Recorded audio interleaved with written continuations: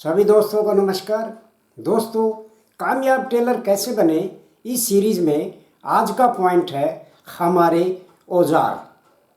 हमारे औजार का मतलब हमारी कैंची, हमारा इंची टेप, हमारी मशीन, हमारी शेप पट्टी, हमारा चाक, हमारा इंची टेप, ये सारी चीज़ें हमारे पास प्रॉपर होनी चाहिए, बढ़िया होनी चाहिए। अब एक एक चीज़ को मैं एक्सप्लेन करता हूँ। अब जैसे हमारे पास स्क्वायर और शेप पट्टी, अगर ये ठीक नहीं होंगी तो हमारी कटिंग भी ठीक नहीं होगी। आजकल बाज़ार में गत्ते के स्क्वायर और शेप पट्टी आ रहे हैं, वो हमें नहीं लेने चाहिए। हमें क्या लेना चाहिए? या तो हमें प्लास्टिक के स्क्वायर शेप पट्टी चाहिए या फिर लकड़ी के, क्योंकि गत्ते के स्क्वायर पट्टी थोड़े दिन के बाद गत्ता गलने लगता है और उनकी शेप टेढ़ी मेढ़ी हो जाती है। ऐसे टेढ़ी मेढ़ी शेप में पट्टी और स्क्वायर अगर हम रखेंगे तो हमारी कटिंग कभी भी ठीक नहीं होगी। या तो हमें लकड़ी की चाहिए या फिर प्लास्टिक की। गत्ते से बनी हुई शेप पट्टी और स्क्वायर नहीं लेना चाहिए। दूसरी बात, इंची टेप। देखिए, इंची टेप हमारे पास बढ़िया क्वालिटी का इंची टेप होना चाहिए।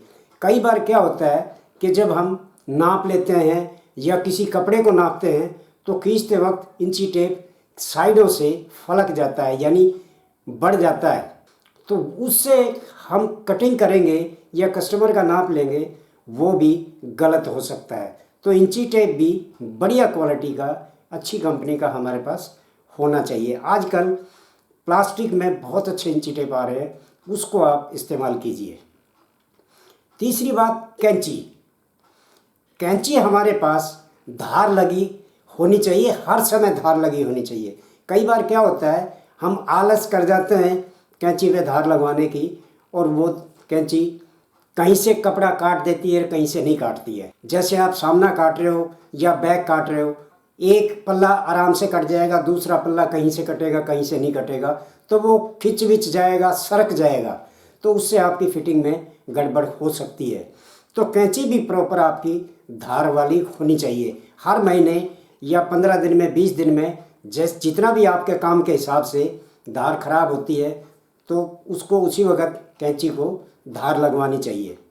चौथी बात, प्रेस। हमारे पास प्रेस ऐसी होनी चाहिए जो कपड़े को आराम से बिठा दे, आपको ताकत ना लगानी पड़े, आराम से बिठा दे। ये भी एक ज़रूरी चीज़ है। और एक सबसे ज़रूरी चीज़ है मशीन।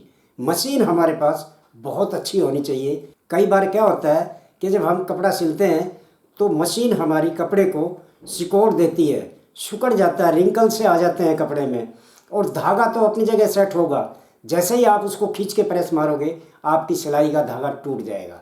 तो मशीन ऐसी प्रॉपर होनी चाहिए कि आप, वैसे तो पीछे से खींच के सिलाई लगानी चाहिए, लेकिन आप खींच के सिलाई ना भी लगाते हैं तो भी कपड़ा आपका सिकुड़ना नहीं चाहिए और धागा खींचते वक्त टूटना नहीं चाहिए।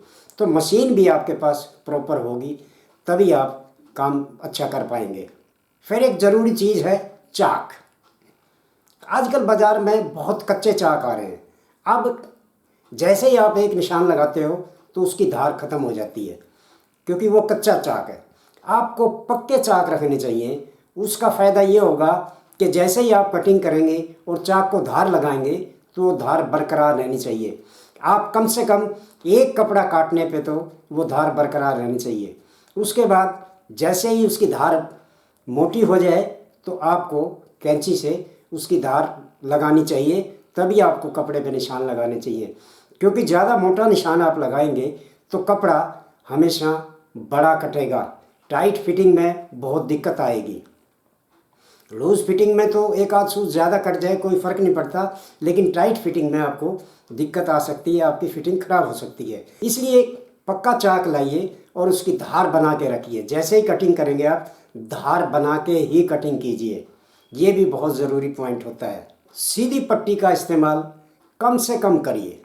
सीधी पट्टी से अगर हम लंबाई के या ऊपर का कोई निशान लगाते हैं या फिर आसन का निशान लगाते हैं, घुटने का निशान लगाते हैं, सीधी पट्टी से आप कभी निशान मत लगाइए, क्योंकि वो थोड़ा बहुत तिरछा हो जाता है, और जब तिरछा निशान लगेगा तो फिटिंग में भी गड़बड़ आ सकती है, शेप में गड़बड़ आ सकती है। तो इसलिए हमेशा स्क्वायर से ही आप सीधा निशान लगाएं, सीधी पट्टी से आप सीधा निशान ना लगाएं। ये कुछ छोटी छोटी बातें हैं लेकिन बहुत ज़रूरी हैं। एक अच्छी दुकानदारी के लिए, एक अच्छी फिटिंग के लिए ये बातें बहुत ज़रूरी हैं। मुझे उम्मीद है आपकी समझ में आ गया होगा।